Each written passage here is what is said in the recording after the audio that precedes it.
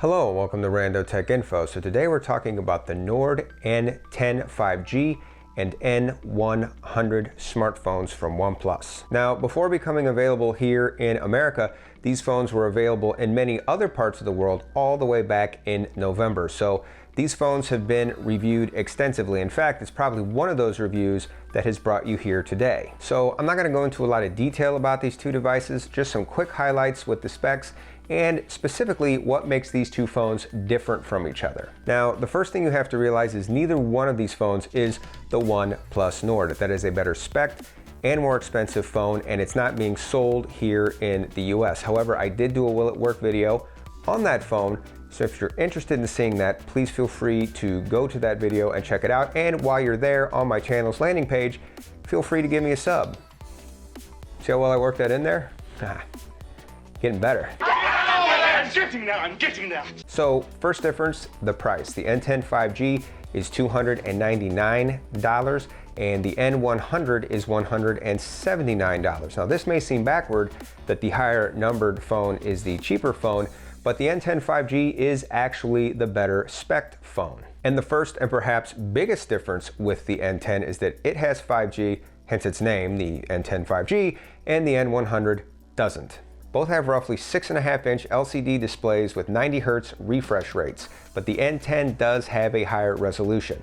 The N10 packs the more capable Snapdragon 690 processor compared to the N100's new 460 Snapdragon processor. The N10 has 6 GB of RAM while the N100 has 4. The N10 has double the storage capacity with 128 GB of storage compared to 64 on the 100. However, they both do have expandable memory. The N10 also has a better camera setup with better sensors and an ultra-wide that the N100 lacks. One edge the N100 does have over the 10 is the battery. The 100 has a 5,000 mAh battery compared to the 4,300 mAh battery on the 10. Now, finally, if software is important to you, both of these phones come out of the box running Android 10. They're also both guaranteed to only get one major software update, which means eventually, hopefully sometime in the near future, you will be upgraded to Android 11 or OnePlus's version of Android, Oxygen 11, and that's it. There won't be any Oxygen 12 for you, so if that kind of a thing is important to you, you may want to give these phones a pass. So let's start with the easy one. Let's start with T-Mobile. These phones are being exclusively sold at T-Mobile. They're carrier exclusives to T-Mobile, so predictably, they're going to work really well on T-Mobile's network. So both phones utilize all of their 4G bands, so you're totally covered there. The N10's 5G functionality will work really well on T-Mobile as well. It uses all of their sub-6 5G bands and it utilizes their mid-band 5G. So you're covered there with this phone. It won't utilize its millimeter wave 5G because it doesn't have the antennas or the hardware for that. But T-Mobile's millimeter wave 5G footprint is pretty minimal anyway, so no big loss there.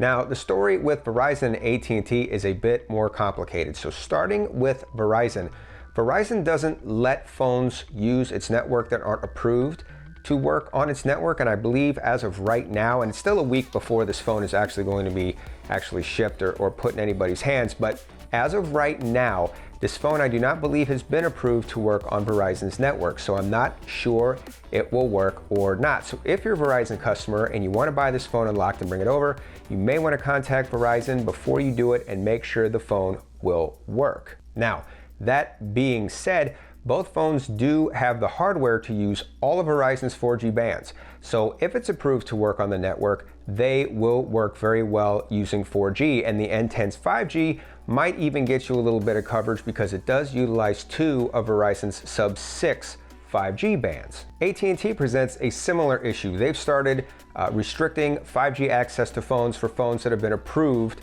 to work on their network. So I'm not sure whether this phone will be able to use, whether the N10 will be able to use 5G on AT&T or not. This actually doesn't matter a whole lot because it only utilizes one of AT&T's sub-6 bands with the 5G. So 5G coverage isn't going to be good with AT&T anyway with the N10.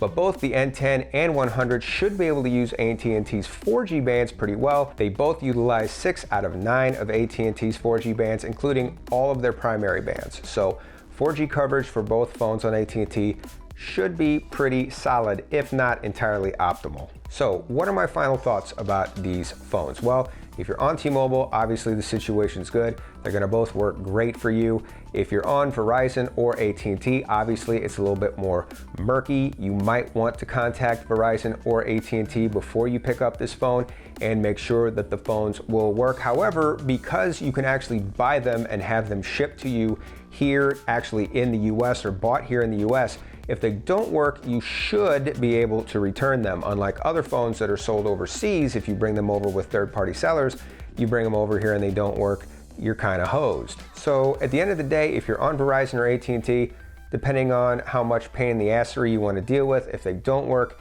it might be worth taking the risk. That's up to you. Well, that's all the useful information I have today about the Nord N10 5G and N100. If you do wind up picking one of these phones up and you're on Verizon or AT&T, please come back here to the channel, leave a comment so other people can learn from you, and let us know if the phones work well for you or not. As always, I hope you found this video useful. Thanks for watching, and until next time, this is Rando Tech Info, signing out.